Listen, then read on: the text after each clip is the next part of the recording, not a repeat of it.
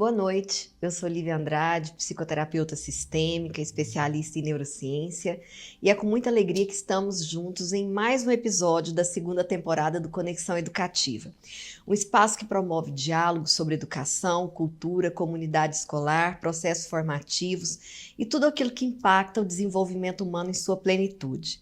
No programa de hoje, nós vamos explorar um tema profundo, atual e cada vez mais necessário: neurodivergência, termo que reconhece e valoriza os diferentes funcionamentos neurológicos, como o transtorno do espectro autista, o TEA, o transtorno do déficit de atenção com hiperatividade, TDAH, dislexia, descalculia, dentre outros. Falar sobre neurodivergência é compreender que a mente humana não segue um único padrão. Cada pessoa tem uma maneira única de sentir, pensar, aprender e se expressar. E é justamente nessa diversidade que nós precisamos acolher, respeitar e valorizar em todos os ambientes, especialmente na escola, na família e na sociedade. Para esse diálogo tão relevante, temos a honra de receber Melina Sampaio, psicóloga especialista em desenvolvimento humano, educação positiva, psicoterapeuta, que trabalha com pessoas neurodivergentes. Eu vi a Melina ser concebida, vi na barriga da mãe dela e acompanhei todo o crescimento dela e hoje tenho a alegria de estar aqui entrevistando. Seja bem-vinda, Melina. Eu que agradeço, muito obrigada. É uma honra estar aqui com você hoje. E eu estou muito feliz que você esteja, porque eu acho que você tem muito para contribuir. Em um dos nossos programas, nós falamos sobre a descoberta do autismo na fase adulta, com a Aline, que você também conhece, minha irmã. E todo esse processo. Mas trazendo hoje para as questões da neurodivergência, que até é um assunto que me toca muito. Eu fui professora durante muitos anos e 8 anos eu dei aula de psicologia escolar. Então eu tratava das neurodivergências, embora na época não tivesse essa temática, esse nome é mais recente. Trabalhei no curso de psicologia, né? E por que esse conceito foi trazido e foi estabelecido justamente para trabalhar o transtorno do espectro autista, o TDAH, a descalculia, a dislexia, né? E todos esses processos? Então, na verdade, esse termo é um termo inclusivo, né? Ele foi criado para ser inclusivo na sociedade mesmo, porque antigamente as pessoas viam esses transtornos ou desafios, né? Que não necessariamente transtornos, mas outras patologias, deficiências. As pessoas viam isso como algo errado, como uma falha no sistema. Então, esse termo veio muito forte, muito importante, significativo. Ele vem justamente assim para distinguir tudo aquilo que não é típico, né? Que não é muito comum de se ver na sociedade. Mas ele é um termo inclusivo, porque a gente acredita que as diferenças elas fazem parte da diversidade humana. E não só uma falha ou um erro, né? Como antigamente acreditavam. É como um mosaico, né? Se todos fôssemos iguais, não faria um desenho. Sim. Então, dentro dessa perspectiva, é muito importante. Melina, explica para nós, para o nosso público, como que a neurodivergência se manifesta na infância e por que é tão importante um olhar mais cuidadoso e atento para as crianças nesse sentido. É muito importante ter um olhar atento para as crianças, porque o diagnóstico precoce, ele assim, eu posso dizer que é um privilégio, né? Porque no nosso cérebro a gente chama de... a gente tem uma certa plasticidade que ela é muito mais fácil, vamos dizer assim, de ser trabalhada e evoluída desde ali da infância. Conforme o cérebro for desenvolvendo, né, ele vai fazendo novas conexões, né, muito mais rápido do que tardiamente. Então, por isso que a gente fala que é tão importante ter esse olhar para as crianças, porque caso você venha receber ali um diagnóstico para o seu filho, é muito mais fácil, né, ter esse acompanhamento, essa intervenção, essa reabilitação. E quando esse diagnóstico acontece de forma precoce, porque a gente viu um processo de um diagnóstico tardio, mas quando Uhum. esse diagnóstico acontece de forma precoce, qual o impacto disso na vida da criança? Como isso Aham. contribui ou pode auxiliar? Então, existem inúmeros sinais, né? Até porque existem inúmeras neurodivergências. Mas, no geral, assim, a gente pode ter uma. Eles podem ter mais dificuldade na questão de comunicação, na questão social, na questão de explosões emocionais, ou talvez questões sensoriais, de ter uma hipersensibilidade, ou às vezes de ter uma certa apatia, né, uma certa passividade, ou talvez em questões cognitivas, às vezes crianças na escola que, né, talvez não siga ali o desenvolvimento comum, cognitivamente falando, de aprendizado mesmo das outras crianças da mesma turma.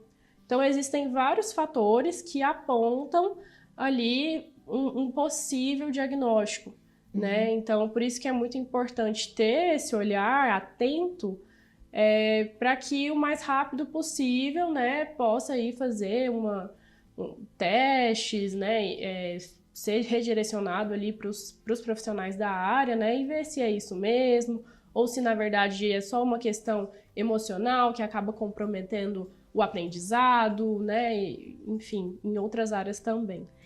E você acha que qual seria a idade adequada para fazer esse diagnóstico de forma precoce e as intervenções serem aproveitadas o melhor possível? Olha, até os 7 anos seria assim incrível. A partir de 2 anos de idade, a gente já consegue ter ali um diagnóstico. Tem crianças que às vezes até um pouco antes já conseguem, a gente já consegue ver, né, esse padrão ali.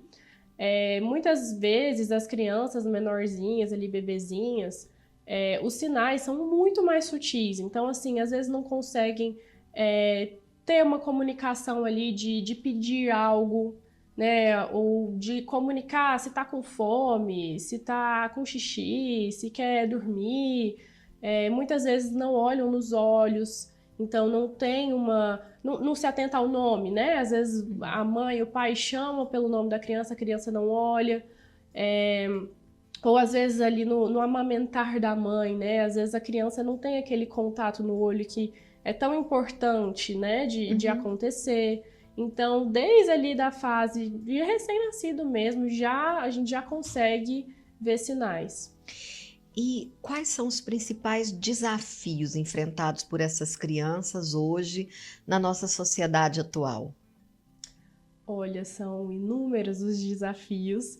Poderia ficar aqui horas, né, falando sobre isso, porque infelizmente a nossa sociedade não está preparada para receber crianças ou pessoas neurodivergentes.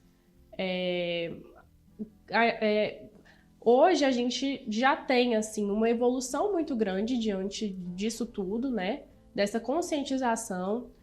Já é muito mais acessível ter ali o processo terapêutico, tem a medicação, tem a rede de apoio, né? Já tem muitos profissionais falando sobre isso, então já é bem mais acessível, mas ainda assim a sociedade não está pronta para receber essas pessoas por falta de conhecimento, por preconceito, por julgamento.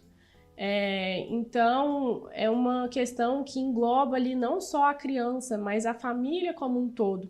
É um desamparo emocional que essa família acaba tendo, né? Uhum. Muitas famílias acabam recebendo esse diagnóstico e outras pessoas, por preconceito, se afastam. E aí essa família tem que viver aquilo sozinha e não sabe por onde ir. E aquilo tudo acaba afetando a criança. Na escola também, né, de professores, de outras crianças também, né, que às vezes não têm conhecimento, é uma criança diferente, então como que eu lido, né? Às vezes aquilo é levado, às vezes até como um bullying. Então são inúmeros fatores. E quais seriam os principais sinais que os pais, profissionais da saúde, educadores devem observar para poder ou direcionar ou buscar uma ajuda especializada? Como eu falei, né?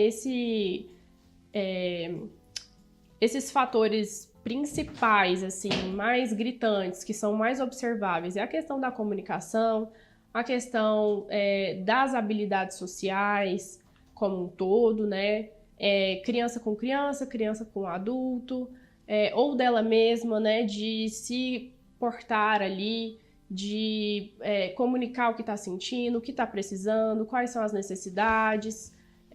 Cognitivamente falando, pode haver um certo atraso de aprendizado, ou então um aprendizado muito acima, muito à frente, né, da sua idade. Desregulação emocional, assim, muito, muito oscilante. Então, às vezes, tem explosões muito fortes, às vezes por situações que, na visão da sociedade, ali é pequeno, né? Então, ou então uma certa apatia por situações que, na verdade, a criança deveria ter uma certa, às vezes, medo ou raiva ou algo. Ele precisa demonstrar uma emoção mais forte e às vezes não consegue. Então, eu acredito que são esses os pontos principais, assim. Certo. E a partir daí, o quanto o preconceito e a falta de formação dos profissionais acabam impactando negativamente no processo de inclusão dessas pessoas, dessas crianças? Acredito que eu já tenha respondido um pouquinho antes, né, sobre isso, mas acredito que o preconceito, né, o julgamento é algo que machuca muito. Então, se machucam pessoas e crianças típicas. Imagina crianças e pessoas atípicas, neurodivergentes, que já têm um sistema nervoso muito diferente das pessoas típicas, né? Que tem um sistema nervoso ali, um processamento talvez mais rápido ou mais lento, ou que enxergam coisas que outras pessoas não enxergam, detalhes que outras pessoas não conseguem visualizar, um sistema emocional mais vulnerável, né? Então, eles são muito mais suscetíveis a serem afetados por esse preconceito, por esse julgamento, do que pessoas típicas, porque todos nós vivemos de alguma maneira, de algum grau, né? Julgamentos e preconceitos, enfim. Mas por esse sistema nervoso ser diferente, isso pode acarretar inúmeras coisas, inclusive as comorbidades, né, que a gente fala, que são diagnósticos além do diagnóstico que já foi concebido ali primeiramente. Às vezes nem tinha necessidade da pessoa ter, às vezes naturalmente ela não teria aquela comorbidade, mas conforme ela foi passando a vida, vivendo esse estresse, esse preconceito, esse julgamento, vivendo situações estressoras, o sistema nervoso dela vai travar, vai paralisar, e aquilo pode levar a uma depressão, pode levar a uma ansiedade, pode levar a outras comorbidades. Então, isso que a gente está falando é muito importante. Uhum. E o que você acha que é necessário, por exemplo, para construir uma escola realmente inclusiva? Porque, por lei, as escolas são obrigadas a fornecer o atendimento educacional especializado, ou seja, o profissional que vai estar ali acompanhando aquela criança. Mas na prática nem sempre é assim, nem sempre é dessa forma que acontece. Então, muitas vezes a escola, por legislação, ela recebe, mas ali dentro a criança fica segregada. Sim. Né? O que você acredita, enquanto profissional da área, que seria necessário para realmente criar esse ambiente inclusivo dentro da escola? Uhum. Eu já trabalhei em escolas também, inclusive como acompanhante terapêutica de algumas crianças. E esse é um dos pontos muito importantes que eu quero ressaltar aqui. Porque ter uma pessoa ali o tempo todo, né, do período escolar com essa criança é muito importante. Se a professora e a auxiliar de sala não tem condições de ter um olhar atento para aquela criança o tempo todo, então que tenha alguém que tome esse lugar. Porque são pessoas que precisam de suporte. Por isso que no autismo, né, a gente fala, né, os níveis de autismo, na verdade são níveis de suporte, né? Suporte 1, suporte 2, suporte 3.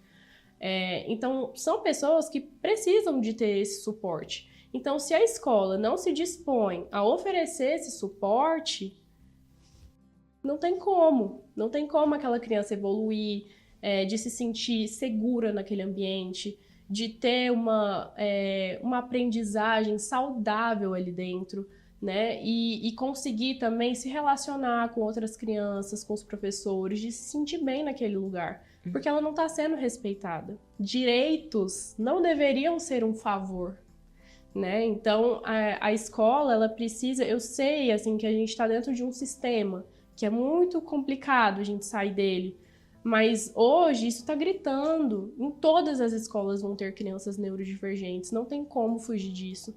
Então, as escolas precisam, sim, se abrir e mudar essa cultura.